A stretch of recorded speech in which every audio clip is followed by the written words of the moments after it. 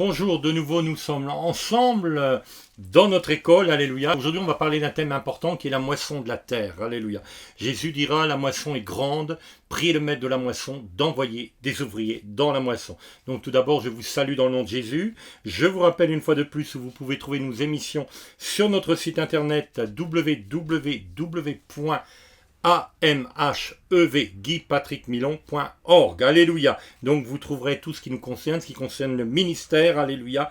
Et le site vous dirige également sur un autre site, sur le site qui s'appelle www.lebonsamaritain, qui est également un site qui nous appartient, dans lequel nous travaillons sur le plan humanitaire. Alléluia. Gloire au Seigneur. Donc aujourd'hui on va voir un thème important qui est la moisson de la terre. Alléluia. Et nous trouvons cela dans l'évangile de Marc. La moisson, en réalité, nous en entendons parler dans tout l'évangile, mais c'est dans l'évangile de Marc que le Seigneur, avant de partir, va donner un ordre, je dirais une sainte convocation même à l'Église.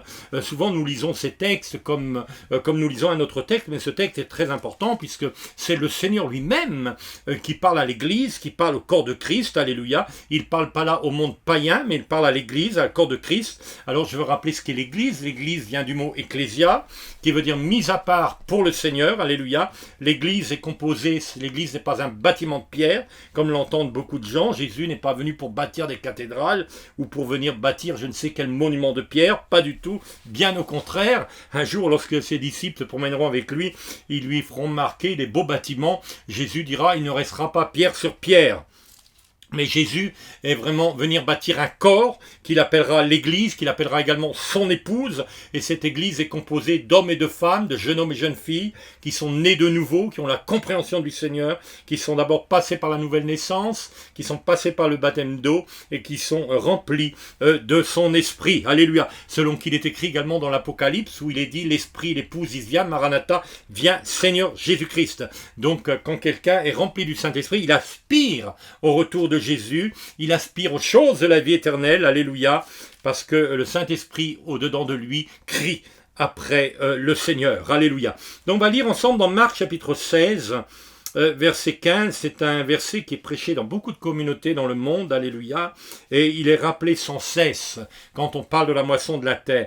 Jésus va dire, donc Marc chapitre 16, verset 15, il va dire, puis il leur dit, allez par tout le monde, alléluia, et prêcher la bonne nouvelle à toute la création. Donc le Seigneur est clair, il va dire allez par le monde et prêcher la bonne nouvelle à toute la création.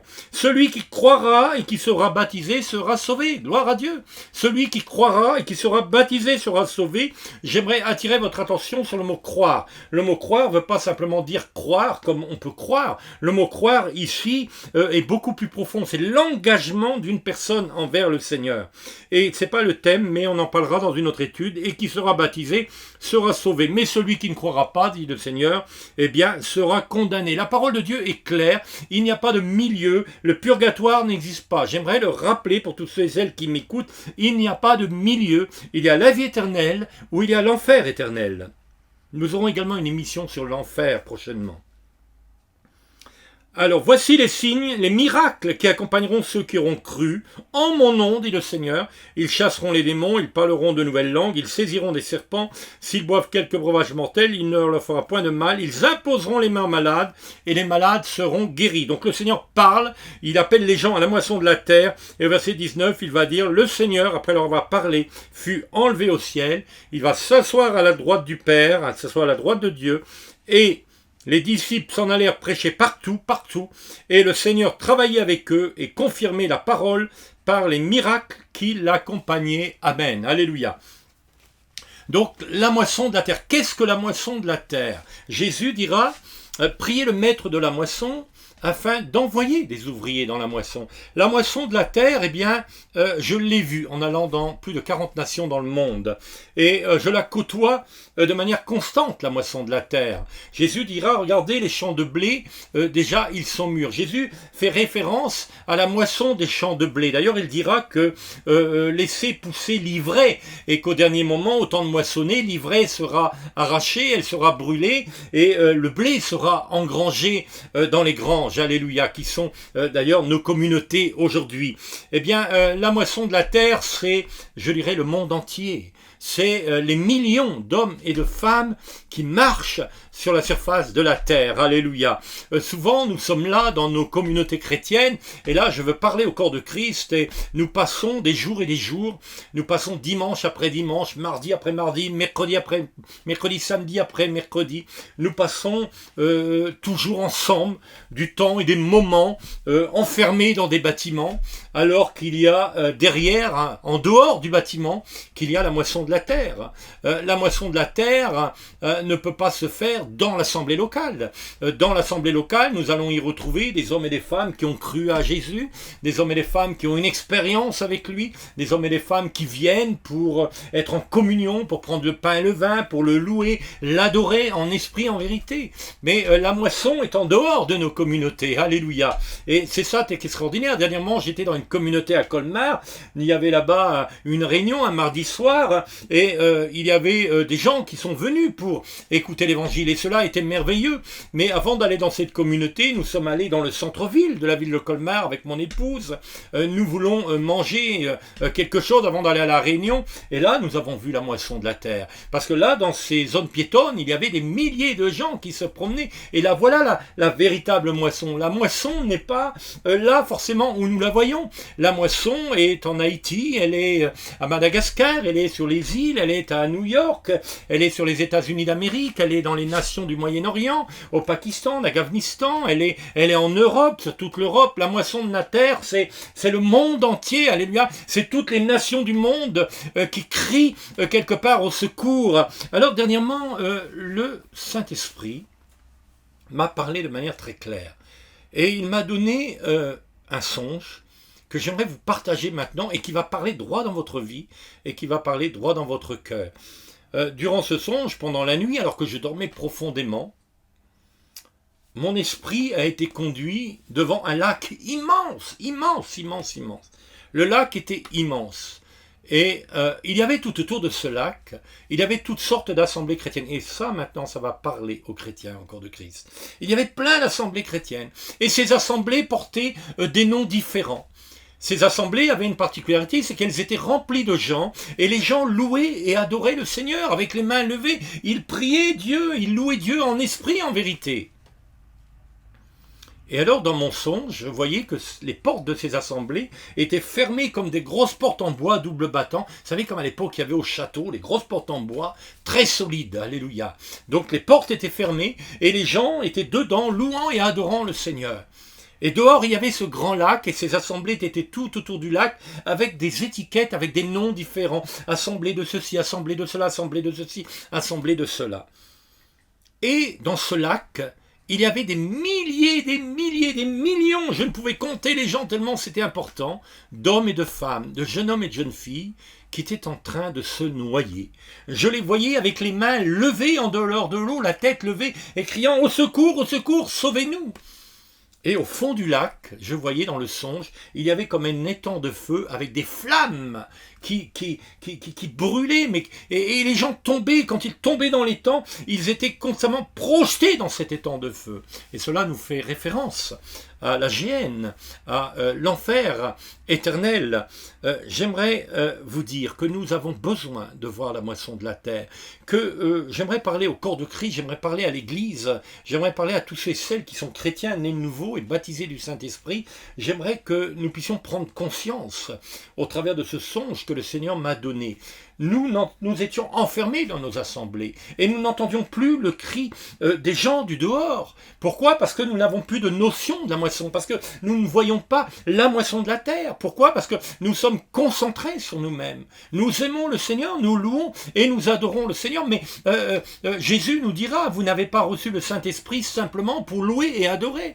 Bien sûr, il nous faut adorer en esprit, en vérité, mais nous avons reçu le Saint-Esprit pour aller dans la moisson ou pour aller dans la vigne, selon que l'appel de Dieu va nous être adressé. Est-ce que nous voyons la moisson de la terre ? Est-ce que nous avons conscience de la moisson de la terre. Regardez ce qui se passe aujourd'hui en Haïti, les tremblements de terre. À Madagascar, il y a des famines. En Afrique, il y a des milliers de gens qui meurent chaque jour sans entendre la parole de Dieu. D'ailleurs, dans le monde entier, également dans nos nations d'Europe. Pourquoi j'entendrais l'évangile 10 fois, dites-moi, alors que certains ne l'ont pas encore entendu une seule fois? Jésus nous appelle au travers de l'évangile de Marc, si nous cherchons, si nous étudions cela, le terme exact est qu'il adresse une sainte convocation à l'Église, qui est son corps. Et il dit à l'Église, allez par le monde et prêchez la bonne nouvelle à toute la création. Nous devons nous lever pour aller prêcher l'évangile. Alors certains me diront, mais moi, je ne suis pas appelé à cela, mais nous sommes tous appelés à devenir des témoins. Vous recevrez un dynamisme en Actes chapitre 2, le Saint-Esprit, et vous serez mes témoins, dit le Seigneur. Alors, j'aimerais que vous regardiez, qu'en quelques instants, nous prierons tout à l'heure, quelques instants, que vous ouvriez vos yeux et que vous puissiez voir à un moment donné la moisson de la terre. Voyez Madagascar, voyez les îles lointaines, voyez les extrémités de la terre, voyez les nations riches comme les nations les plus pauvres dans le monde. D'ailleurs, il est très étonnant, nous voyons plus de prédicateurs qui vont prêcher sur les îles au bord des plages, plutôt que des prédicateurs qui vont prêcher là où il y a la grande pauvreté, comme en Haïti ou à Madagascar. Mais la moisson de la terre, elle est partout. Elle est également, je dirais, elle est dans toutes ces nations, pauvres ou pas pauvres. Jésus dira, vous aurez toujours des pauvres avec vous. Mais Jésus nous montre qu'il a un intérêt particulier pour les pauvres, pour les veuves et les orphelins. Voilà pourquoi que, au travers du Bon Samaritain, nous avons créé cette mission pour aider de manière matérielle et physique les gens qui ont besoin de nourriture. Nous nourrissons des milliers d'orphelins chaque mois sur Madagascar, quand nous envoyons du riz, quand nous envoyons de l'huile, qui est les bases essentielles de la nourriture pour les gens de Madagascar, ou quand nous aidons l'Afrique, ou quand nous envoyons du matériel de sonorisation, des mégaphones, et que nous soutenons les évangélistes pour aller prêcher dans la brousse. Nous participons également à la moisson de la terre. Nous ne pouvons pas être partout. Peut-être tu te dis, mais moi, je ne suis pas appelé à la moisson de la terre. Mais tu es quand même appelé à la moisson de la terre. Tu peux devenir un membre qui finance la moisson de la terre. Alléluia. Vous savez, pour aller dans la moisson de la terre, il y a des besoins. Il y a besoin de billets d'avion. Il y a besoin de finances pour acheter ceci, pour acheter cela. Eh bien, pour acheter des Nouveaux Testaments, des Bibles. Donc, devenez participants à votre manière dans la moisson de la terre. Et devenez, j'en ferai une émission prochainement, devenez un gagneur, devenez une gagneuse d'âme pour le Seigneur, devenez le brancardier du Seigneur. Alléluia. Vous voyez, comme ceux qui vont amener les 4 personnes qui vont amener le paralytique sur le toit de la maison. Là-bas, les toits sont plats en Israël et ils vont monter par l'escalier qui est sur le côté, ils vont faire un trou dans le toit, ils vont enlever la chaume et là, ils vont passer le paralytique. Eh bien, s'il n'y avait pas eu ces 4 hommes, ces 4, ce que j'appelle les brancardiers du Seigneur, s'il n'y avait pas eu ces 4 brancardiers, jamais le paralytique n'aurait pu trouver sa guérison. Ils ont été les instruments du Seigneur dans la moisson pour amener ce paralytique à la guérison. Alors Jésus nous dit que nous devons voir la moisson de la terre. Il nous adresse une sainte convocation à nous engager dans la moisson de la terre. Il nous dit également que quand nous allons nous lever pour aller, c'est un autre endroit dans Luc, il est dit, il s'en allait prêcher partout et le Seigneur confirmait sa parole par les signes et les prodiges qui l'accompagnaient. Eh bien, le Saint-Esprit va nous accompagner dans la moisson de la terre. Et nous allons voir des guérisons, nous allons voir des miracles, nous allons voir des signes et nous allons voir des prodiges. Et donc, je vous appelle de manière personnelle et au nom du Seigneur Jésus-Christ à vous engager dans la moisson de la terre, à devenir des moissonneurs, alléluia, à recevoir l'appel de Dieu dans votre vie, dans votre existence, que le Saint-Esprit vous touche dans votre profondeur et que vous ressentiez cet appel à vous engager dans la moisson. Je vais, avant de terminer, vous raconter un témoignage que j'ai vécu il y a quelques années. Le Seigneur m'a appelé lorsque j'étais tout jeune, j'avais 24-25 ans, à me lever dans la moisson de la terre. Et alors que je me rendais il y a quelques années de cela, ce n'est pas si vieux, 4-5 ans, je me suis rendu pour aller prêcher au Burkina Faso.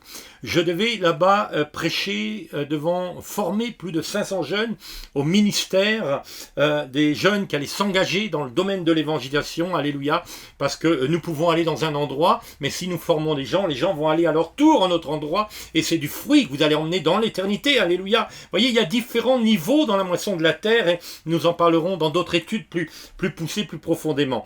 Et là, nous étions au Burkina Faso, pendant une semaine, nous avons enseigné, et la deuxième semaine, eh bien, formation théorique et pratique, car la pratique est importante, comment chasser les démons, comment guérir les malades, comment prophétiser, comment exercer la parole de connaissance. Ce sera le sujet d'autres études également. Et nous sommes rendus dans la ville de Fada la deuxième semaine. C'était une ville loin de Ouagadougou, à plus de 3 heures de route. Nous sommes partis une douzaine de bus. Tout avait été organisé par l'église là-bas, une grande assemblée. Et donc nous sommes partis à 12 bus, 12-13 bus, je ne sais plus. Et nous sommes arrivés dans la ville de Fada. Et là, nous avons dressé l'estrade sur la place de la ville. Les lumières ont été mises, les projecteurs, la sono a été mise en place. Et avec un groupe particulier, nous avons prié et nous avons demandé au Saint-Esprit de nous donner la stratégie pour gagner la ville de Fada. Et le Seigneur nous a dit, vous allez aux portes de la ville, vous savez, dans les villes, il y a différentes portes par lesquelles vous entrez dans la ville, et là le Seigneur nous a dit, vous répandez de l'huile à chaque porte, et vous récitez ce verset, qui est donc ce roi de gloire, Jésus, qu'il fasse son entrée, alléluia, et nous avons chanté, nous avons récité ce verset à chaque porte de la ville, et nous avons commencé la croisade. Le premier soir, déjà des centaines de personnes étaient là, le deuxième soir, beaucoup plus encore, et le troisième soir, c'était rempli, la place était remplie, des milliers de gens étaient là. Alors que je prêchais l'évangile, tout à coup, voyez le tout à coup du Seigneur. Je disais dans une autre émission que nous devons avoir une relation particulière avec le Seigneur et nous devons avoir cette relation également avec le Saint-Esprit. Alors que je prêchais l'évangile, tout à coup, j'ai eu une envie pressante d'aller faire pipi. J'ai dit, Seigneur, qu'est-ce qui se passe? Tu ne peux pas arrêter de prêcher comme ça. Mais l'envie était tellement pressante que je devais m'arrêter de prêcher. Et j'ai demandé au protocole, quelqu'un me remplace, il y avait là des pasteurs, et les gens ont commencé à se demander, mais qu'est-ce qui se passe? Et sans rien dire à personne, je suis parti loin, là-bas, derrière la foule, derrière un arbre, parce que nous étions en plein air, il y avait là des milliers de personnes, je vous rappelle, qui étaient assis sur la place, sur le sable, et les gens étaient là, ils s'attendaient à recevoir du Seigneur soir après soir, ils venaient par milliers, et donc je suis parti loin là-bas derrière un arbre, et quand j'arrive derrière l'arbre, qu'est-ce que je vois? Je vois un cadavre. Je vois un homme, j'ai appris après qu'il était mort déjà depuis plus de 3 jours. Les mouches volaient déjà dessus. C'est fréquent en Afrique quand vous allez dans des endroits, dans des villes non évangélisées, dans les brousses, où vous trouvez des cadavres, même dans la capitale, dans certains quartiers de la capitale. Bien sûr, je ne parle pas du quartier présidentiel, mais des quartiers où il y a une grande pauvreté. Eh bien, vous trouvez des enfants qui meurent, les corps pourrissent comme ça au bord de la route. C'est pourquoi Jésus dira, allez prêcher l'évangile à toute la création. Voyez la moisson de la terre, comprenez la moisson, demandez au Saint-Esprit qui vous montre la moisson de la terre. Et là, alors que je voyais ce cadavre, l'envie de faire pipi m'est passée de suite. Ça, c'est le Saint-Esprit. Écoutez bien ce qui va se passer. Je suis retourné à ma place, j'ai repris ma place, et alors que je devais continuer à prêcher, je n'arrivais plus à prêcher.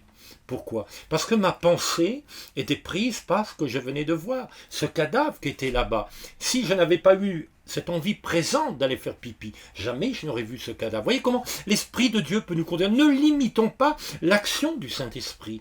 Soyons attentifs. Si l'Esprit de Dieu nous demande d'arrêter de prêcher pendant que nous prêchons, arrêtons de prêcher pour aller guérir un malade. Je pourrais vous raconter des multiples expériences. Alors que s'est-il passé ce soir-là? Donc je ne pouvais plus prêcher. Et à un moment donné, j'ai dit, Seigneur, qu'est-ce que je fais? Et je lève les yeux vers le ciel comme ça, et je vois une étoile qui brille, mais brillante, incroyable. Vous savez qu'en Afrique, à 5 heures du soir, la nuit tombe profondément de suite. Ce n'est pas comme en Europe où ça vient tout doucement, c'est immédiat. Et là, je vois une étoile qui brille, incroyable. Et là, je comprends, le Saint-Esprit me donne de comprendre que le Seigneur veut ramener cet homme à la vie. Oh, gloire à Dieu, alléluia. Gloire au Seigneur, alléluia, pour cette expérience puissante et magnifique. C'est la première résurrection de mort que je vais vivre au Burkina Faso, dans la ville de Fada. Donc j'appelle le protocole, et je dis au protocole, il y a un cadavre, personne n'est au courant, là-bas, derrière l'arbre, allez chercher, il est sur une natte, allez le chercher. Ils vont chercher le cadavre, ils ramènent le cadavre sur la natte et ils posent cela sur l'estrade. Et là, tous les gens vous regardent et vous dites, mais Seigneur, qu'est-ce que je fais? Je n'avais jamais, j'avais vu des malades guéris, quand je vais prêcher dans les nations, les aveugles voient, les sourds entendent, les paralytiques marchent, les signes et les prodiges accompagnent la parole de Dieu. Mais là, ressusciter, ramener quelqu'un à la vie, je n'avais jamais vécu cela.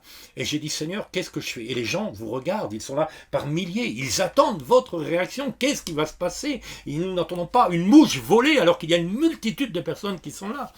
Et je dis, Seigneur, qu'est-ce que je fais? Et le Saint-Esprit me dit, prends-le par la main. Parce que le Saint-Esprit me rappelle, et vous rappelle, va vous rappeler ce que vous avez lu dans la parole de Dieu. D'où l'importance de bâtir sa vie sur le roc, d'où l'importance de lire la parole de Dieu. Et au moment où je prends sa main, je sens comme une chaleur qui passe dans tout mon bras, dans ma main, et qui commence à s'étendre dans sa main et dans son bras. Et là, je comprends immédiatement que cet homme va revenir à la vie. Et je dis, Seigneur, qu'est-ce que je fais? Et le Saint-Esprit me rappelle dans la parole, dis-lui, lève-toi et marche. Et je le prends par la main alors que la vie commence à couler. Je lui dis maintenant, mort, réveille-toi au nom de Jésus, lève-toi et marche. Au même moment, je prends par la main, il se lève, il se réveille. Gloire au Seigneur pour la puissance du Saint-Esprit. Mais je ne savais pas quoi faire avec cet homme. Les gens applaudissaient, les gens criaient. Il y avait là un extase incroyable, la foi augmentée dans le peuple de Dieu. Mais comme je suis un lecteur de la parole de Dieu, j'ai fait ce que Jésus a dit à Lazare, ce qu'il a dit aux hommes et aux femmes qui l'accompagnaient, déliez-le et donnez-lui à manger. Alors j'ai dit au protocole, donnez à manger à cet homme. Et je n'ai pas prêché longtemps ce soir-là. Mais nous avons fini, je pense, vers 5h30, 6h30 du matin. Il y a eu multiples de guérisons. Les gens étaient dans un extase incroyable. Vous voyez, le Seigneur utilise également ce type de miracle dans la moisson pour toucher les gens. Écoutez-moi bien, qu'est-ce qui va permettre le miracle dans la moisson? C'est la compassion que vous pouvez avoir pour les hommes et les femmes, pour les peuples et pour les nations. Jésus était rempli de compassion, c'est pourquoi il va utiliser 80% de son ministère à guérir les gens et à libérer les captifs. Jésus nous appelle, il dit dans Ésaïe chapitre 61, le Seigneur m'a oint, voilà pourquoi nous avons reçu le Saint-Esprit, voilà pourquoi nous avons été oints dans le Seigneur pour aller prêcher l'évangile du royaume, pour guérir les malades et pour libérer les captifs, pas simplement pour que les gens tombent par terre, mais pour que des véritables miracles. Quand Jean-Baptiste était en prison et qu'il a entendu parler que le Seigneur venait, Jean-Baptiste va envoyer un protocole vers Jésus, va lui dire, mais es-tu celui qui doit venir? Et Jésus va répondre, allez dire à Jean ce que vous voyez, ce que vous entendez, les aveugles voient, les sourds entendent, les boiteux marchent et les muets parlent. Alléluia. Voilà la puissance de l'évangile qui veut vous accompagner dans la moisson de la terre. Alléluia. Donc, j'aimerais vous appeler maintenant. J'aimerais vous appeler à vous décider, à vous dire, Seigneur, mets ton appel dans ma vie. Je vais prier quelques instants avec vous. Seigneur, montre-moi la moisson, révèle-moi la moisson et envoie-moi, Seigneur, dans la moisson de la terre. Fermez vos yeux, s'il vous plaît, maintenant, et je vais simplement prier avec vous. Père, je te remercie pour tous ces hommes et ces femmes, ces jeunes hommes et jeunes filles, ces étudiants qui écoutent maintenant. Père, permets-leur de voir la moisson de la terre, qu'ils tombent de leurs yeux les écailles que l'ennemi, que la religion a posées sur leurs yeux, qu'ils soient brisés maintenant dans la puissance du nom de Jésus, et que les yeux s'ouvrent, et qu'ils voient l'immensité de la moisson de la terre, qu'ils voient les champs de blé qui déjà sont mûrs, Seigneur. Seigneur, tu appelles les uns les autres à s'engager dans la moisson, et tu vas donner les dons nécessaires à la moisson, la parole prophétique, la parole de connaissance, les dons de guérison, les miracles, les signes et les prodiges. Ta parole dit que tu appelles à la moisson et qu'ils s'en allèrent prêcher partout et que tu travaillais avec eux, Saint-Esprit, par les signes et les miracles qui accompagnaient la parole de Dieu. Père, je prie dans le nom de Jésus que les uns et les autres sentent cet appel, maintenant, au plus profond de leur vie, et qu'ils s'engagent pour toi, et qu'ils se lèvent pour toi. Répétez cette prière après moi maintenant. Dites, Père, Père, je veux m'engager dans la moisson de la terre. Père, montre-moi la moisson de la terre. Père, révèle-moi la moisson de la terre. Père, je veux voir cela. Père, je veux être un instrument utile entre tes mains. Père, donne-moi d'entendre le bruit de la faucille qui appelle à la moisson. Père, que mon cœur soit ouvert à la moisson de la terre et que je puisse voir et que je puisse contempler et que je puisse devenir cet instrument, Seigneur, qui est levé et qui est soufflé par l'Esprit de Dieu dans les nations du monde jusqu'aux extrémités de la terre pour porter la bonne nouvelle de l'évangile de ton royaume, pour permettre que des gens entrent dans le salut et pour permettre que des gens trouvent leur guérison. Père, je te remercie parce que tu le fais dans ma vie au nom de Jésus-Christ. Alléluia. Engagez-vous dans la moisson de la terre. Devenez des moissonneurs et des moissonneuses. Alléluia. Soyez des moissonneuses batteuses pour le Seigneur. Si vous voulez en savoir plus, vous pouvez nous contacter. Vous allez trouver nos coordonnées en bas de la vidéo. Vous nous retrouvez sur notre site, je rappelle, www.amhevguipatrickmillon.org. Que le Seigneur vous bénisse. À bientôt pour une nouvelle étude. Merci.